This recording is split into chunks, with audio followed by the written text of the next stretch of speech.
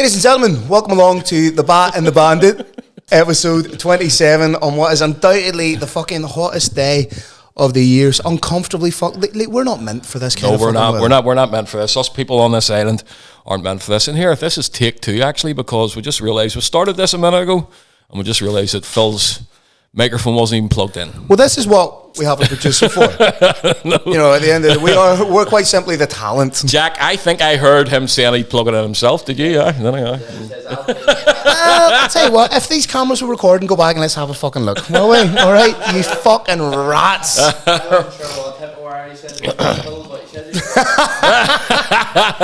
Anyway, Lee, how are you? I'm dead on, mate. Here, listen. So it's all good. What's happening with you? You're heading away tomorrow, aren't you? Heading away tomorrow. You're taking me to the airport. I'm heading to Geneva. As always, I'm the fucking. Do you know what I've came to realise? I'm not cunt chauffeur.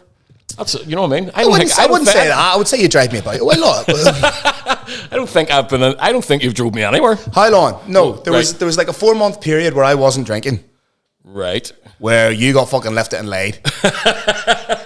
Where you were fucking well looked after. If you were going for a wee drink or anything like that, it's like, you leave the car, I'll come and get you. Don't you worry. So right, you were well looked after. Twice, mate. Maybe twice. I was at least double that, to be fair. Like, do you think you stopped drinking for 4 months? Is that how long it felt to you? It was about a month and a half. It wasn't. No, it was not. It was not. It was easily 4 months, if not longer, and it was probably the most horrible 4 months of my life. You get it tight, did you, son? I just like drinking. I like a beer. I don't even like. It's not even drinking to get blocked. I don't even class beer as alcohol. No, because you see, if I'm sitting down, the other day I was sitting doing a wee bit of work, drank 4 beers, just sipping away, doing my work, and it was nice and pleasant and flowy. And there's also the social aspect of it, especially it's like deeply ingrained culturally for us. Socially, you go out for a beer, like even if you are going out with people and you're not drinking, if you even have a fucking like a non-alcoholic beer or something like that, it's just not the same. It's not the same, sure it's not. No, but I'm back drinking, so that's good. Well, so here, that's listen, good. I'm happy with that. Can we stop trying to stop now? I think we it will. Fucking annoys the fuck out of me. I'll maybe no wee drinking buddy anymore. I'll maybe just like keep it to like 4 days a week. Aye, 4 days a week. Would like knock it down a wee bit. But we'll agree on what days, you know what I mean? Aye, we can even change them. How the hell are you, mate? What's going on? Good, mate. I got my first of my 2, but I've been in agony for maybe fucking 2 months now. When I go to the dentist and they sort it out, you have to go to a specialist to get your fucking wisdom teeth out, right? So I went and got my first one out yesterday, but fuck me, man. I was nervous. I'm not usually nervous at the dentist, but what happened was you don't like anything clinical, to be fair. No. I don't even like getting tattooed anymore, for fuck's sake. But no, I went yesterday, got that out, and see today it's like sunshine, man. I'm starting to think the organ's not the problem. It was just that the whole time, you know what I mean? You feel better for it? I feel great, aye. That doesn't, I see, even just, this is why I look after my teeth, mate, because I hate the thought of getting anything done to them. It's just, but you don't have, nobody, you've never I've never had a tooth out, never had a filling. I say I get them checked every 6 months, look after them. I brush my teeth about 4 times a day, mate. Are we mate Tony? Oh, God love him. We were talking about it last night on our group chat, and Tony said, "Oh, you know, I got all mine took out like as well when I was wee." I went, "What your milk teeth, kid?" Is that what you're trying to tell us? You lost all your milk teeth. You lost your baby teeth. Do you know that everybody done that? You know, that wasn't just you. He just wanted to be involved in the conversation. God he's love him. He's a fucking sweetheart. I love him so much. We're gonna have to sort his stag do it as well. I just can't. It's probably going to be after his wedding, to be fair. Well, we'll work it out. But whatever we do, we're going to do a fucking smasher for him. Yeah, the amount I'm in the fucking country over the next month or so. And where are you away to? We've talked about this. Where are you away to? Geneva. I go to Geneva tomorrow. Then I have a show there, then I'm home for a few days, then I go to Bordeaux, then home for a few days, then I go to Tenerife, then I'm home for a few days, then I go to Slovenia. You see the fucking queues at Tenerife at the minute? Crazy, is it? Aye, for like the way the British the passport. Aye, the passport thing. Aye. Oh, see, this is why the Irish passport is amazing. See for immigration problems. Even leaving from Dublin to America, you've got the pre-immigration. You do it all in Dublin. So you just walk out your side and go and get in your taxi. It's a fucking gift. It's a fucking gift, man. But we don't want to delve too much into it, but the world's going crazy, mate. You don't want to think too much about it because it is fucking. Put your smoke out, it's fucking worrying. I tell you what, everybody should be thinking about doing a wee tiny bit of prepping just having enough food for fucking a few days, man. Because I do think the grids are starting to go down. What was that? A lot of different Spain, places. was it? Spain as well. Yeah, Spain yeah. and France and all the, you know what I mean? And they're still trying to work out what the fuck that was. What it was, yeah. It's worrying, like, you know, when you think about If it. you think about how much everything's connected now, like your money all in the banks and everything like that, they're trying to move to a completely electronic Do you know type if society. you lose your money in the bank, it's gone. That's it. Where does it go? If a bank folds and goes under and has to pay all its fucking bills, they don't give a fuck about the customers. You lose your money and there's no comeback. Oh, there was a thing. Was it Black Horse years ago or Lloyd's or something like that? Loads of people lost fucking money. That's right. Well, going from something fucking horribly depressing to something which fucking reinvigorated my faith in a community. Go. The PFL at the weekend. Ah, man. So the PFL was in Belfast. What was the show like? I know I meant to get the pay-per-view, mate, but by the time I got home and all, I just couldn't even be bothered thinking about it. From getting up, getting on the train, and getting it, I got to Belfast around 2:00. Show started at 5. Met a few people for a few pints beforehand. I mean, even just the wee buzz around the town, you could see people down about. They had fucking PFL shirts on, really? FAI shirts, Paul Hughes, some sort of MMA orientated stuff. Boys with fucking cauliflower ears, fucking having a great time. And there was just this real sense of something, you know, fucking unifying about it, something really fucking cool. And then you get into the arena, slowly started to build up all this sort of collective energy, if you will. And it was all so positive because it made me think about boxing in this country. Yeah. Now, obviously, we love boxing too. We do, yeah. But at every major show that's been in like the SSE, you'll see videos afterwards of people scrapping in the crowds. Yeah. You'll see this, I don't know what it is, but you'd never see that at an MMA event. Is that a boxing thing exclusively? I think it is a boxing thing, and I think it's down to how so boxing's more of a mainstream sport than MMA. Yeah, I would say. because people who like boxing don't even necessarily need to know much about it. Whereas if you have an MMA event, chances are the bulk of people who go to an MMA event will be practitioners themselves. Exactly. So they're not going to be getting absolutely fucking hammered and scrapping. Because they like to stay focused, but they like to see what's going on. I mean, there's subtle things that go on when you're on the ground and stuff that as a much lot as of I people love like to boxing, watch. as much as I love boxing, and I love the sort of the nuance and technicality of boxing, I do believe that there's a much more sort of nuanced approach to mixed martial arts because it's so multifaceted. But yes, so the crowd slowly started to build, got to the main event. Main event was Paul Hughes. Absolutely. And crowd goes dark, lights go out and everything. All of a sudden, a familiar figure, head to toe in the finest denim, beautiful little curl on his mustache, illuminated by a spotlight, standing centre stage. Yes, really. And then all you hear is, as we gather in the chapel here in old Kilmainham jail. Fuck me, everyone to their feet. I started singing Grace, which is a beautiful song. I don't care what anybody says. First and foremost, it's a love song. It's a really beautiful love song. So Foy Vance came out and performed that. And he's a fucking prod too, singing. Fuck me, that wasn't past the committee. no, he must have signed something. He had to sign something. You know what I mean? Hairs on the back of the neck, man. It was it beautiful? It really was. Just everyone singing it. Just a real. Again, I keep going back to this sense of sort of unity and community, and it really felt like that. It felt like everybody was pulling in the same direction. Has he got fans from both sides of the fucking? Do you know what I think was great for Paul? That the way he handled the McGregor carry-on. He's a cunt, man. And the way that Conor McGregor was, you know, speaking to the detriment of his Irish identity. And I think the way Paul handled that made a lot of people realise that this is a very articulate, smart young man who's from a contentious area in the north, self-identifies as Irish for no other reason, and that's, you know, how he feels. So I think that won him a lot of fans. And then he walks out, and again, everyone's on their feet. The walkout, the whole pageantry and theatre of the walkout, which I loved, lasted so much longer than the fight. Right, okay. 42 seconds. 42 seconds it lasted. He caught the kick with the same hat, dropped the kick, countered with the hook, dropped him, followed up with some ground and pound. Place went fucking mental, mate. He walked out of there unscathed, like he hadn't even had a fight. Pretty much, mate. It was one of those. I'm convinced this will be a landmark moment in the history of Irish MMA. For a long time, Irish MMA was Dublin. for a long time, Irish MMA was SBG for obvious reasons. Yeah. Because they had the biggest gym, they had the biggest fighters. There was a relationship between SBG and Bellator. So anytime Bellator was here, it was usually in Dublin. But this felt like a little bit of a turning point in that wee moment in that arena.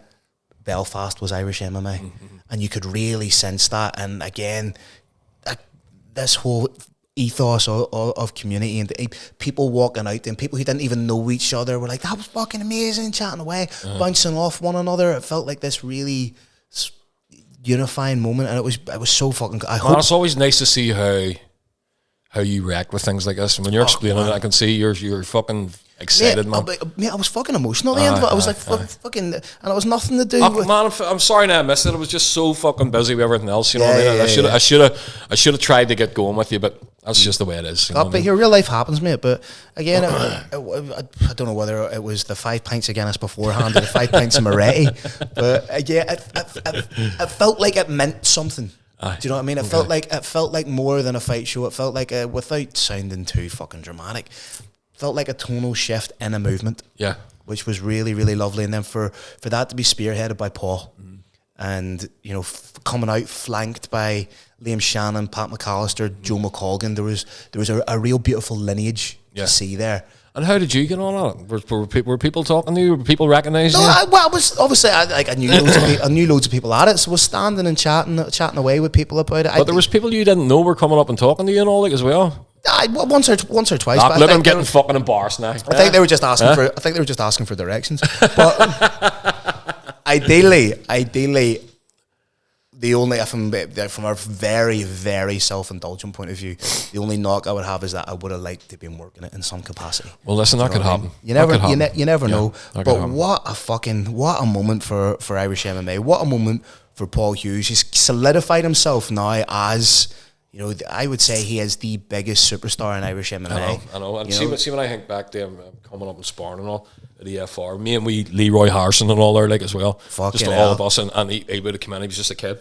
Well, he made his professional debut in the SSC, I think. When was that? 8 years ago on Bama. Fucking 8 years ago. So he was a kid. He was a teenager. Yeah. Or maybe more than 8 years ago. It might have just been a second or third pro fight. I think he beat Adam Gustav with a flying knee.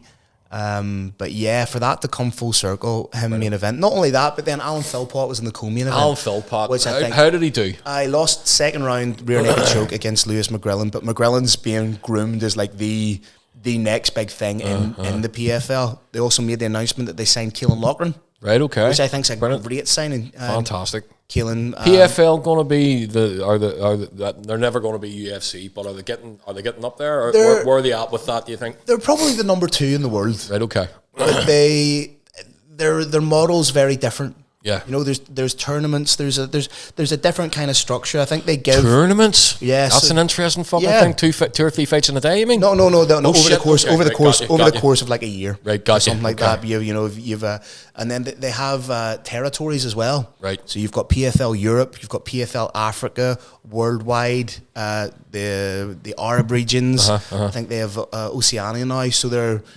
they're branching out into sort of these territories, not unlike the old days of professional wrestling, right? Which I think is cool. And then it's almost like a developmental structure, right? Okay. Which I think is quite cool, which is a very different kind of approach, but all in all, very fucking cool. But a really, really cool experience that, hopefully there's loads more nights for Belfast like that. And the next one, we're definitely going, mate. Absolutely. Fucking right. I'm sorry I missed that one. I missed that one. Just quickly, fucking... On that topic, Ian Mahood's starting his own podcast now as well, which is going to be cool. Have we got a name for it, Jack? The Punchline. Have you been asked to be on it or anything yet? Well, me and you'll be on it. Well, fucking better be. Me and you are going to be guests on it. Fucking better be, or fucking right, we are. Fucking knock him out. Well, yeah. No, I won't. I told you about last time I sparred with him. So I was having it's a belter. He done the same to me whenever I was having a bit of a problem. But go you ahead first. I was having a hard time. It was just of course, fucking women were involved. All that sort of carry on, right? So there's stuff going on in that regard. She says, "Oh, come up and we'll do a wee bit." So he's like, "Get the gloves on. We're moving around a wee bit." And he starts up in the tempo. So you start like mirroring one another with the tempo to the point where we're fucking hitting pretty hard. And he's like, that's it, Phil. Let the anger out. Let it all out. He's like, Ian, I'm not angry. I'm just sad. So it's like, all right then. We'll take a wee break in. Mate, do you remember the time that I had that? I've talked about it on the podcast. It was Good Grief, lads. That one there, Good Grief. Remember? Oh, yeah. Well, for those of you that maybe are only tuning in this here, I had a few months back. I had a real fucking hard time grieving my dad after he died 7 years ago, and just one morning I woke up in fucking tears, right? And anyway, to cut a very long story short, that lasted days. But Ian says, "Come up and spar. So I went up in and get in with him, and me and him went at it.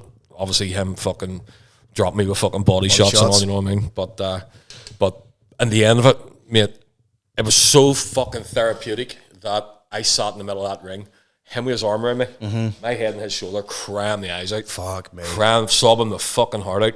But I gotta say, that was the last of that. That was gone. Yeah. Kind of bookend of it. So he knows what he's doing, like. Oh, aye. He's a fucking smart motherfucker. I can't wait to hear the podcast. I'm really looking forward to this. The punchline, that's cracker. There's a lot of stuff Ian could talk about. I'm just going to leave it at that. There's a lot. There's things there that I would like to hear him talking about, but I would like his opinion on. Yeah, I would like his opinion on. Of course. But that remains to be seen whether that'll all come out in the wash. Sure. Well, listen, it's not for us to say. You know what I mean? So, what's next, mate? Are we stuck here? What's going on? No, another interesting thing that happened this week. Right? Have you ever seen the movie, romantic comedy? I think it stars Matthew McConaughey. You think it does? Right, go ahead. No, 100% does. It's a fucking great show. It's called The Ghosts of Girlfriends Past. Yes, man. Right. I've had a wee bit of a weird couple of weeks. Go. Girls that maybe like exes and all from bygone eras. Can I just say though, before you start that story, just quickly, just to say, we're seeing faces of people that we haven't seen for a whole year. Yeah. When the sun shines out and it's this exact month, we're seeing people we haven't seen for a year starting to come in the shop again or starting to appear again, which is kind of weird. You know what I mean? Or sometimes we'd be sitting out and you say, fuck, I haven't seen such and such in years, and then they walk by. But it's been kind of, I don't know whether I've been subconsciously manifesting it or anything like that. Don't do that. Fucking never manifest. That's what I mean subconsciously. I mean subconsciously. It's not with the intent of it. That's it. But people seem to be, without being too specific, or people will know who I'm talking about, there seems to be people that have come out of the woodworks.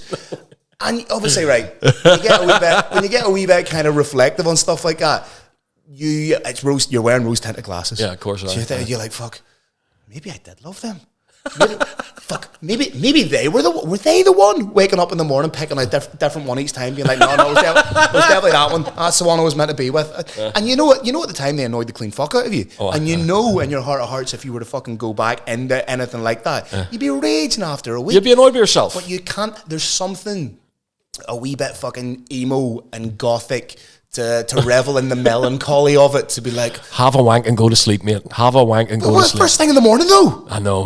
You have a whole day then to fucking deal with exactly. That's not good. Like, I just thought that was fucking. I just thought that was a weird one. Like, just spending the first 5 minutes of my morning being like, yeah, I love them. Yeah, I really did. Yeah, that should have been that. What could have been? Love's laboured lost and all. Oh, mate. But no, it was fucking weird. Weird couple of weeks. Weird couple. Mate, I think it has been since the sun's been shining, man. It's fucking since the sun's been shining. There's been things happening, people turning up. You know what I mean? It's just I don't know. I think the sun changes people a wee bit, or changes just the. Mate, there was a fucking full fucking fight outside the shop earlier on there. What happened? There was a wee man with a dog, and the dog was off the lead, and he was fucking blocked, but he was swinging his lead at this boy. This boy was just. Was he an old fella? No, he was a young fella. This boy was just waiting on the bus. And he didn't want none of this here. And then this other drunk guy came over and fucking dropped him. I was standing there like out there just watching just to see. Like I was just standing there just like, if he gets stuck into him, I'm going to have to do something. I'm going to have to pull him off him or something. Like, you know what I mean? Speaking of brilliant segue. Speaking of scrapping in the sunshine, Balmoral shows this weekend. Oh, I hear that'll be Joe and all up there. That's it, because he said to me on the phone there earlier on there. He says, Balmoral shows it weekend. I'm looking forward to that. They gear up for that. Like, I mean, that's a fucking mindset. Then we farmers have to get in to go to the Balmoral. That's show. Like that. That's the a highlight of the year for that's it. No. I work security and their brown boots and their fucking boot cut jeans. Mate, there's a uniform. It's a sky blue shirt. A sky blue shirt. Boot cut jeans. Yeah. Brown belt. brown shoes. And that we shaved up the back and sides and the wee pushed forward fucking haircut. Mate, they all look the same. And a wee big, thick, chunky silver necklace. Aye, that's it. He has one of them as well. There you go. He's ticking all the boxes, mate. I worked security at it once. Aye. Never get me. Was it bad? Mate, were the fucking nuts like, were they? Pandemonium. Mate. I don't know whether they had all fucking taken test 3000 before they fucking went up. Test 3000. Just shooting it directly into their fucking eyeballs or whatever. But mate, I've done the door in some hairy situations without a shadow of a doubt. The fuck, like, are they all young fellas that kick off, or is it everyone? Just all men, women, child, livestock, the fucking lot of them. But mate, I've done doors where I've been threatened by paramilitaries and everything, and this doesn't even fucking come close. And you're, mate, as soon as it's like watching a merry-go-round. You're like, the fuck, and you're going to get chinned. You just have to accept you're going to get chinned. And I wasn't even doing security in a bar area. This was just like a fucking like communal chill out area, and it was still fucking kicking off. So thankfully, I'll not be anywhere near that. No, that's good. It's a fucking nightmare. Did you ever try even like going near Lisburn when it's on, mate? You can't drive on it. It's just fucking gridlocked. It's just gridlocked all the way along that fucking motorway and everything. Just gridlocked. It is like the epicenter of a lot of people. It is like the apex of their year. But no, fuck me. I don't want to be anywhere near it. I went to the cinema. What did you go and see? Went to see Thunderbolts. Without me? Well, you didn't want to go and see it. I did want to go and see it. We're going to go and see Sinners. Right, okay. But what one's that? The one with selling the soul to the devil, all yes, that shit. All that sort of shit. The shit you're interested in. Well, like that shit. The shit you're interested in. But I went to see Thunderbolts, which is the new Marvel movie. Right. And it was good. Just good. But it was. I kind of have a wee bit of a theory on sort of the whole superhero movie landscape. Right. I think we're starting to suffer a wee bit with superhero fatigue. Yeah. Where there's been that much of it that it's hard to cultivate anything new. Because at the time, you were getting superhero movies at a time where you were maybe getting one Batman every 3 or 4 years, but then you were getting a Marvel movie maybe 4, 5, 6 times a year. Mm-hmm. And I think the formula, because it's successful, doesn't really change. No. So it becomes a wee bit predictable. And I think people are looking for maybe something a wee bit different. And they become the Avengers at the end, don't they? Yeah, well, spoilers, mate. The posters are everywhere that say the Avengers. They're the new Avengers. New Avengers. So, and then I think the next none of them have fucking superpowers, but well, Bucky Barnes. He's got the fucking robotic arm. The super soldier serum. Right. Okay. So he's as strong as the original Captain America. Right. And then the new Captain America, who like replaced Steve Rogers, he took the super. So he's well. That's handy then, isn't it? And then what? Mate, and the Russian Captain America, Captain Russia. The Russian Captain America. The Russian Captain America. The Red Guardian. It was enjoyable. It passed a couple of hours, but I think I'm just a bit bored with. I think it's just Marvel in general because it's the whole formulaic. Yes, exactly. Understand. Mate. But I think the next one coming out is a Fantastic Four. I think. Mate, they better make a good one this time. Them last two were fucking terrible. I know they were not good movies. Like, but with the proper sort of Marvel and Pedro Pascal's in it. Yeah. And he's never in anything bad, so I quite like him. But he's a good lad, I think. He's good. Do you know him? Do you? Well, you started watching The Last of Us, haven't you? I started watching The Last of Us. Sorry. Here, but I seen a nice thing where he was. He suffers from crippling anxiety. Yeah. And I seen the nice thing where he was standing on stage with his co-star. Yeah. And he was just standing there, and you seen him shifting over to her and just kind of like sliding his hand down, taking her hand, like, fuck, help me here. You know what I mean? I thought it was really sweet, actually. He fucking great in Narcos. Have you seen that? No, I've never seen Narcos. Have you not watched Narcos? No. That's a cracking show. It was good in Wonder Woman 84. He's very good in that. I didn't even know he was in Game of Thrones. I've never seen Wonder Woman 84. Never seen Game of Thrones. Apparently he's in it. That's the first time I seen him. I've seen Game of Thrones. Good looking lad. Fair play to him. He's I look a bit like him. You know, I think so, no? Right, so another. I was saying to you earlier because we were talking about travel, and the amount of travel we do, and I just came across. Like, I'm going nowhere now. That's me. I'm fucking great. I'm not going anywhere anymore. I think you're smart. You see, if it weren't for work, I wouldn't really be doing. Mate, it's dodgy as fuck. Sure, everybody's been told not to visit America.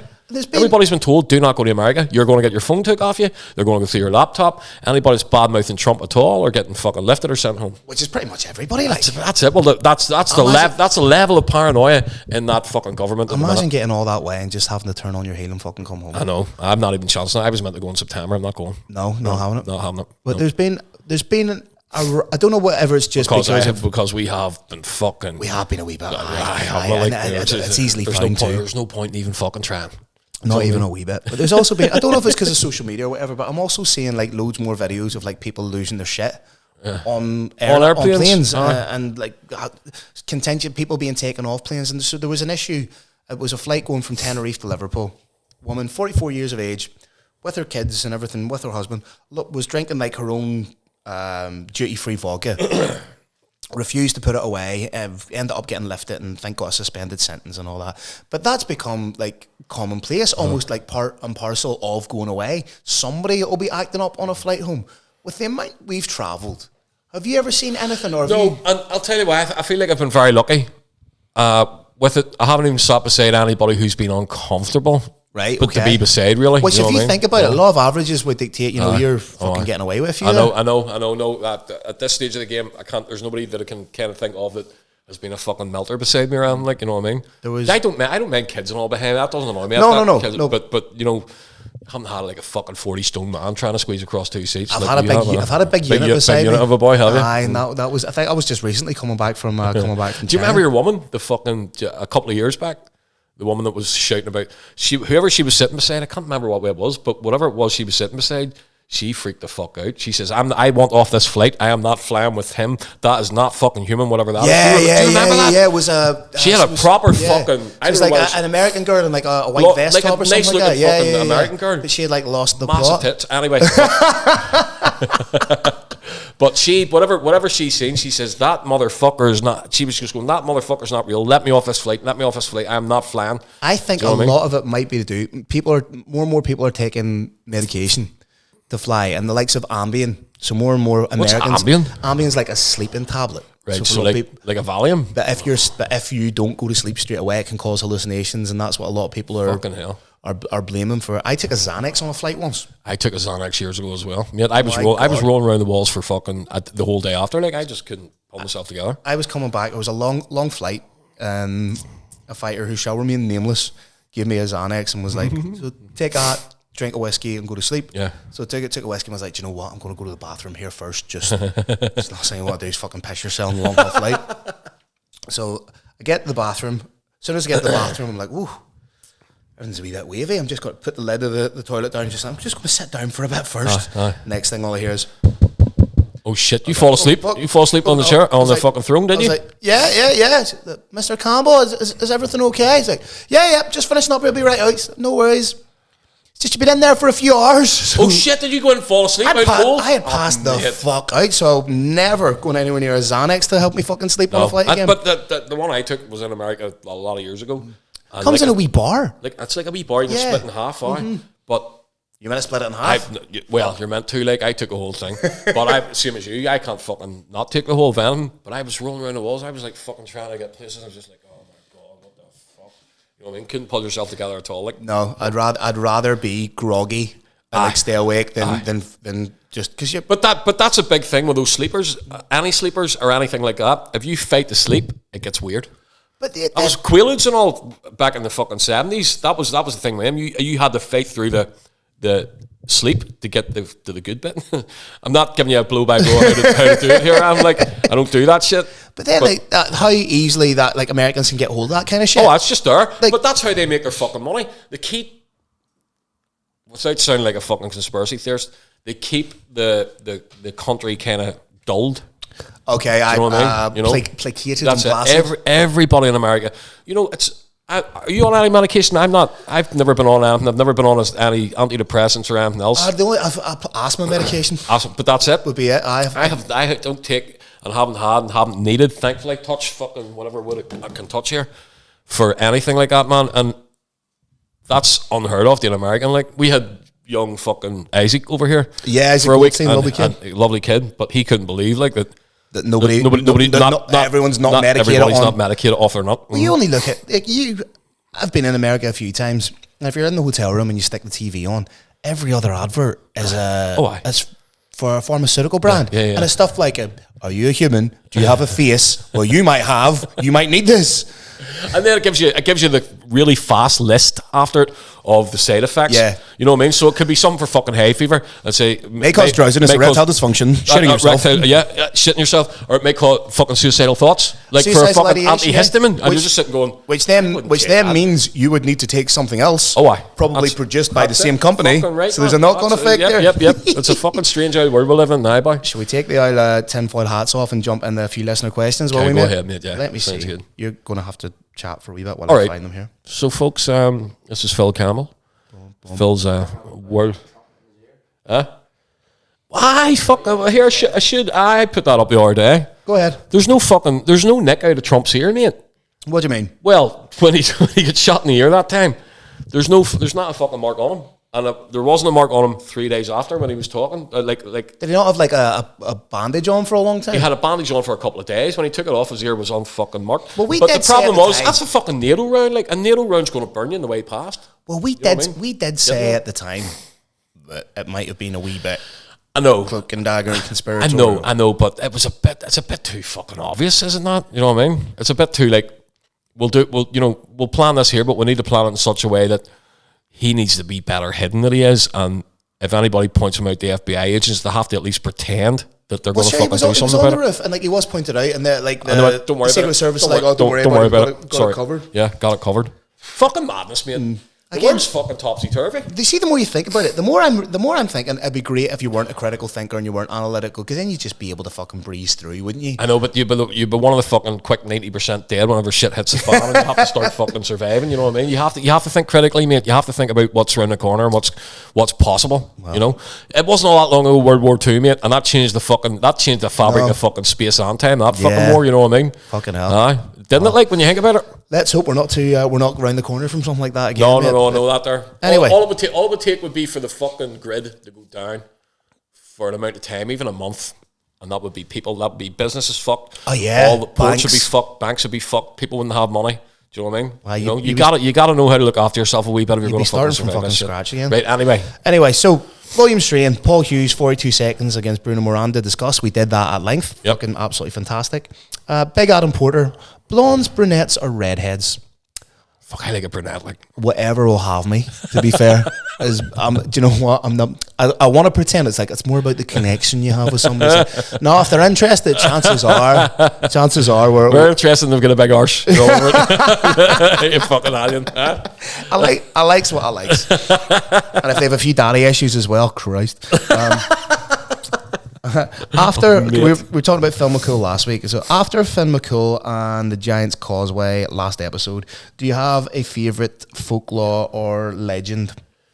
Mate, mate, Darby O'Gill and the Little People. Since I was a kid, mate, that was always one of them movies that I just would have went to. Like, I love that fucking lore. You know what I mean? Love that, and the Banshee lore. I was always going to say like the Banshee, or even just to expand it beyond Ireland, sort of the Brothers Grimm or Hans Christian Andersen, because they were all a lot darker than people realise at the time. That's right, and then they fluffy them up for today, but for the Disney generation, yep. And even like the Headless Horseman, stuff like that. You know, Ichabod Crane. The Headless Horseman. So Ichabod Crane and the fucking, what did you call the place? Sleepy Hollow. Sleepy Hollow. My house is called Sleepy Hollow. Yep, is indeed. Sleepy Hollow, allegedly, I know it's in upstate New York, is where that story's from. But Sleepy Hollow, the original one, was on the island here, like, so it was. And the Headless Horseman originated here as well. There is. You know we talked about it last time. I can't remember off the top. Red Hall. Right. Do you want me to? Yes. Go ahead. Off the fucking. So Cave Hill, right? There's a couple of caves in it. Apparently, Belfast was only a fucking village, and the main port was Carrickfergus, and it used to be called Carrickfergus Bay, right? So on that fucking Cave Hill, there used to be a man used to sit up there on a horse, and it was a dirt track between Carrick and Belfast, and horses and carts. He would have watched to see for the fucking the candles on the side of the horses and carts coming across that lane. He would have shot down like a highwayman. Stand and deliver. Stand and deliver. You know that shit. But the local magistrates, which would have been the police back then, like the constabulary, gave chase. This one time, whatever he had done, they must have set him up or something, so they gave chase, and apparently he got all the way to Red Hall in Ballycarry, and there's a thing called Madman's Leap in Red Hall, and he jumped with the horse. The horse made it, but the branches took his head off.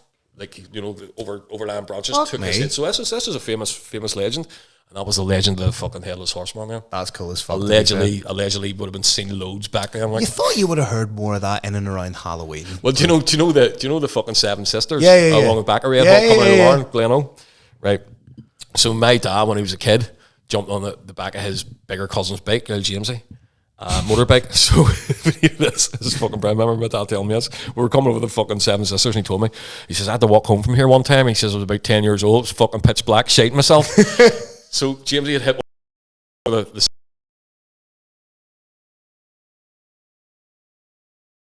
but Jamesy didn't know. Went all the way fucking home. He went all the way home in the motorbike. Imagine getting home. Got all the way back to his ma's, and apparently says, "Where's Crawford?" And he says, "Fuck." Poor bastard had to, as a kid, younger than Isaac, had to walk all the way along them fucking roads in the dark. He says he was like fucking shitting your himself. pants out. Especially back then, like no road, no street lights, or fuck off. How long a dander would that have been?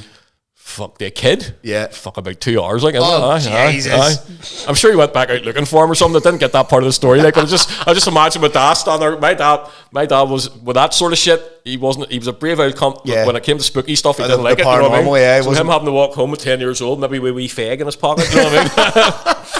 Fuck's sake, what's that noise? You know what I mean? There's some cracking fucking legends in this country. Like, We're going to have to do, like, over Halloween coming, we're going to have to, like, get a good deep dive into some shit from here. A good deep dive. That'd be a good one to shout out. Any stories that you have, spooky stories, drop them in and remind us come up the time. That's a good shout. Pert, question for the podcast. Are mushrooms better made into tea, roasted, or just munched? What does he want to know that for? I don't know. Interesting, isn't it? Pert's the probably the most famous tattooist in the country. He has he's our mushroom tattoo. Our wee mushroom man tattoo. He tattooed them on us. Yeah. Pert, I would eat it. Just eat it with a wee drink of orange juice. You hear people making tea with it. It's not something that we've ever. I think you're going to lose something in the body of it. You know what I mean? Bound to be a dilution also, or something. you can cook psilocybin out of the mushroom as well. You can probably boil it out. So I think just taking a handful. Yep. Maybe not a handful. Maybe actually have a. Maybe weigh it out on a scale or whatever. Yeah. Don't want to tell you how to do this. This is an over 18 thing, and it's all parody, by the way. Yeah, it is. This is all just anecdotal I've heard bigger boys say. Moving swiftly on. What do you think about Eddie Hall's recent MMA fight? Do you think he took it serious enough to respect it, or do you think it was all a wee bit of a smashed sham? your man, like. It was what age is Marius Pujanovsky? He's an old man now. Like. I think he's in his. They were both two former world's strongest men, but Pujanovsky made a decent name for himself in KSW. Yeah, but it all looked like a wee bit of a work. I don't know if you've seen the footage of it. I watched it, but I watched it through the cage footage, so I didn't get to analyse it at all. It looked a wee bit. I actually watched a wee bit of it the day after we got that question just to see. It looked like a wee bit of a work. Like, listen, I hope both of them got paid. I hope both of them are healthy, but they're too big to be viable combat athletes. They're just too big. They're too big. They're too heavily muscled. They're too robotic. That's it. You know what I mean? There's no speed or anything there, man. It's just brute force. Now, if you imagine, and he threw him about with brute force. Like you could tell they're strong bastards. Like, but you imagine someone like Tom Aspinall goes in there, and he would just piece them up because he's a technician. Bit by bit. Gone are the days where you could be just a big, strong, destroyer. This is with the evolution and the expedient growth of martial arts and mixed martial arts. It took this time to get to where we are with it now, and it's going to refine itself even further in the next 10 years as well. Without a shadow of a doubt. Another question. Can you guys talk a wee bit about Mobland? Have you been watching it? No, I haven't. For the simple reason, I really struggle with the current way that we digest media like that. I can't do episodic anymore. No, I find it very difficult to watch. No, and it's a pain in the fucking arse. But see, when you were wee, that's the only way you could watch it. Exactly, I remember it. Yeah, you couldn't even. And if you missed it, if you missed an episode, you were fucking cut. But here, listen, I mean, I remember sitting watching Scrubs week to week, and we would have got a bottle of wine and all for it. That was an event. Yeah, that was an event. We got 2 episodes a week or something. 2 episodes back to back. That's it. Mobland, I've been watching. I gotta say, if it's down to me, I think the best thing about it is Tom Hardy. Everybody else is they're not great. Like the thing that I thought was so Pierce Brosnan is doing an Irish accent. He's a fucking Irishman too, and he can't do an Irish accent. He's an Irishman who can't do an Irish accent. I seen an interview with him. And he said he was trying to do like a Kerry accent, so he had to get a dialect coach. Right. It's like, You're an Irishman. Who's your dialect coach? But yes, I will get watching it when probably I think next one's the last episode. Well, then I'll probably next week I'll probably blitz and we can do a wee bit of a deep dive into it. Big Andrew Patterson. We'll finish off. Big Andrew Patterson says we'd like a wee bit of bare knuckle boxing chat and maybe even touch on Conor Cook bringing the first legal show to the north. So Big Andy Patterson, shout out Andy, big win last week. Not a win, but a great performance. Yep. Great performance last week against who was it? Big Niall Wilson. Great performance at Lee Balmer's show. But Andy's making his own professional bare knuckle boxing debut on the 28th of June. A couple of lads from over here are going to Liverpool, I think it is. Andy, pick your shots, mate. Don't be fucking punching any tops of the heads. Well, that's the thing with bare knuckle. The bare knuckle boxing and glove boxing are two exponentially different sports. But I mean, that's a thing with bare knuckle as well. You learn how to. Yeah. You learn how to take. You're taking shots to the top of the head. That fucking thick, mate. And you don't throw combinations. Most you throw in bare knuckle boxing is maybe a 1-2. Aye, 1-2. And you're picking your shots. And you throw it maybe like a 60 to 70% clip. You're not throwing 100% on anything. Or you're luck, Andy. Or you're going to ruin your hand. But yeah, Conor Cook is hopefully, if all goes well, he'll be running a bare knuckle boxing show up in the north. Okay. So is this the first in the north? Well, I know I fought on one in the north, sure. Was it in the north? Yeah, sure. Conor was the main event of it, and I was the co-main event. Right, okay. So hopefully, I'd love to be involved in that in a broadcasting capacity. Yes, no more broken hands. No, I don't want to break my hands, but yeah, hopefully. But here, that's something. Maybe it's just my age, but I think to myself, that is one thing that I would not be interested in is fucking getting that breaking your fucking hands. It's going to happen. You're going to break your hands. I broke both my hands in the first round. Basically came out two hands like two bits of fucking lasagna. Just fucking, they were for fuck all, just meat and sauce. But for somebody like me, or somebody that works with their hands, how do you fucking, if you're not getting paid a lot of money to be doing that, how do you justify for €400 on a fucking handshake, a handshake with your already broken hand? I know. Was it worth it? Financially, no, it was a wonderful experience, but I'd be happy enough just maybe commentating on that one. Mate, anything else going on with you? I'm good. I think me and you are both a bit fucking tired here in the night, man. I've all that travel to do and the heat's here, see, whenever you think about the travel that you have to do, see, it for makes me, you tired. I've done it, mate. Yeah. I'm not right. Yeah. I'm not right. I'm the same. See, I'd sit and I'd go, I've this to do, to get on the fucking bus, to get the Dublin, to get my flight to fucking here, and see when I start doing that, I just start kind of like you're done before you've started. I doze off. I'm like, okay, right, what do you do here? I had to take a nap today just thinking about it. 5 minutes before I leave the house, man, I'm just pulling shit together. But no, I've done all my packing. I've checked in for the flight. I think I've got all I basically just need to turn up. I should be fine. But did I tell you about taking Isaac to the fucking wrong airport the other day? You did, Isaac Goldstein. Dopey bastard. Although it was their fault, kind of like, if you think about it. Yep, somebody else. Yep, 100% somebody else's fault. Ladies and gentlemen, this has been the Bat and the Bandit, episode 27. Continue to like, share, comment, post, all that fun stuff, and we'll see you next week. Bye.